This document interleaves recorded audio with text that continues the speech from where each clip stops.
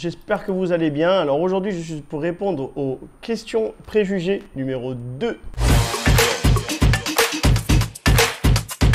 Alors, il y a eu des cas comme ça dans le passé, oui, où des personnes se sont brûlées la main, ou se sont brûlées la cuisse, ou s'est carrément explosé la figure avec. Donc d'après mes recherches et ce que je me renseigne un petit peu, ceux qui sont explosés la figure, ce sont des personnes qui ont voulu créer leur cigarette électronique. Donc il y a beaucoup de personnes qui font des vidéos sur YouTube où ils créent une cigarette électronique avec 10 accus dedans. Donc forcément quand on se crée ce type de cigarette et qui n'a pas de protection ou qui n'a pas de chipset en fait, en gros une carte mère intelligente qui va venir coupe-circuit la cigarette si jamais il y a du liquide ou si jamais il y a une trop large puissance par exemple. Ensuite, pour ceux qui se sont brûlés la main ou qui se sont brûlés la cuisse, moi, ma connaissance, et d'après un peu la clientèle et les personnes que j'ai autour de moi qui vapent, en fait, c'est dû aux accus. Donc, c'est une cigarette électronique avec des batteries interchangeables. Donc, c'est très important d'avoir ces batteries-là toujours avec leur papier thermique autour qui sont isolants. Donc, c'est un peu comme pour l'électricité, quand on rejoint deux fils et qu'on met du scotch autour spécial électricité, en fait, ben là, c'est le même cas. En fait, toute la batterie est créée, c'est du moins et au-dessus, c'est du plus. Donc, si vous mettez dans votre poche sans protection, donc un wrap à accu par exemple qui est en silicone avec des pièces ou des clés, moi je recommande même que malgré le wrap à accu, il vaut mieux éviter les pièces ou les clés. Eh bien en fait, tout simplement, ça peut faire contact plus ou moins, court-circuiter et là ça dégaze. Et l'acide en fait qui va sortir comme dans des piles de télécommande quand vous avez du blanc qui sort et qui abîme votre télécommande, eh bien là ça va abîmer votre cuisse ou votre main.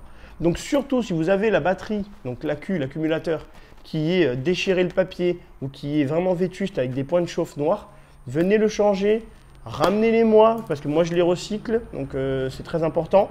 Et surtout, arrêtez de les utiliser. Ou si vous venez à enlever tout le wrap autour, vous passez en magasin tout simplement ou dans votre revendeur préféré et vous lui achetez des petits wraps à 1 € pour le rewrapper en thermique.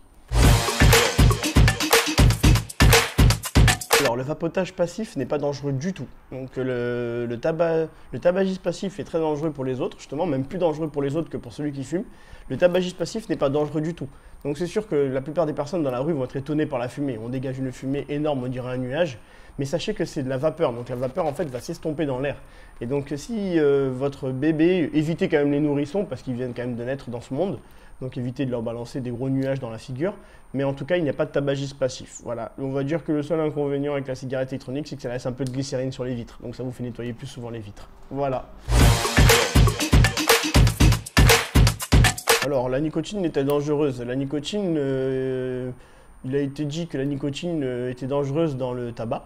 Donc peut-être que je pense que c'est la nicotine avec toutes les autres substances qu'il y a dans la cigarette qui peut être dangereuse bien sûr. Donc la nicotine dans la vape forcément, ben non, c'est un additif en fait. Donc ça va vous donner envie de recommencer, recommencer, recommencer. C'est devenu même un besoin dans notre quotidien. Donc le moindre stress, le moindre énervement, on a besoin de fumer. Donc en fait, le principe de la vape, c'est vraiment de commencer au taux de nicotine par rapport à vos cigarettes et tout simplement de descendre jusqu'à 0. Donc j'ai énormément de personnes autour de moi, beaucoup de clients aussi qui sont à 0, qui continuent à vapoter parce qu'ils ont un liquide qu'ils aiment, comme de la noisette, de la framboise, de la fraise. Mais j'ai énormément de personnes aussi qui ont carrément arrêté la cigarette, ils ont commencé avec la nicotine à 0 et arrêté la vape aujourd'hui.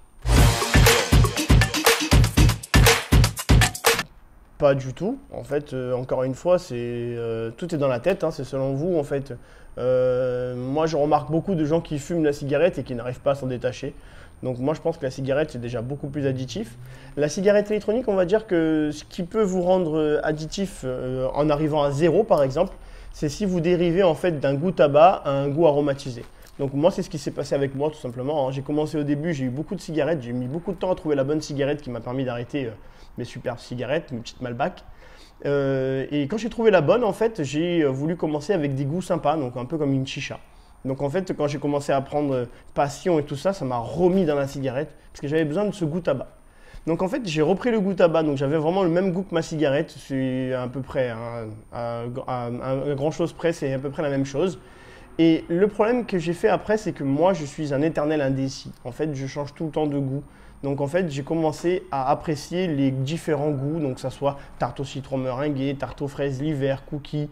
Et l'été, en fait, de la pastèque frais. Et donc forcément, je me suis donné cette addition-là au goût. Donc moi, personnellement, c'est quelque chose qui me plaît.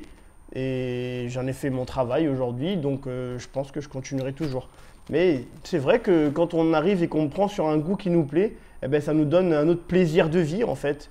Et donc, du coup, on reste un peu accroché dessus. Ouais. Alors, à ma connaissance, je ne savais pas du tout que le propylène glycol est un dérivé du pétrole, donc j'ai recherché ça direct. Merci pour cette question, parce que je ne savais pas. Moi, ce que je sais, c'est que le propylène glycol, c'est un antigel à la base. Donc, j'ai pu rechercher un petit peu. Apparemment, c'est de l'antigel pour les ailes d'avion quand ils sont à haute altitude.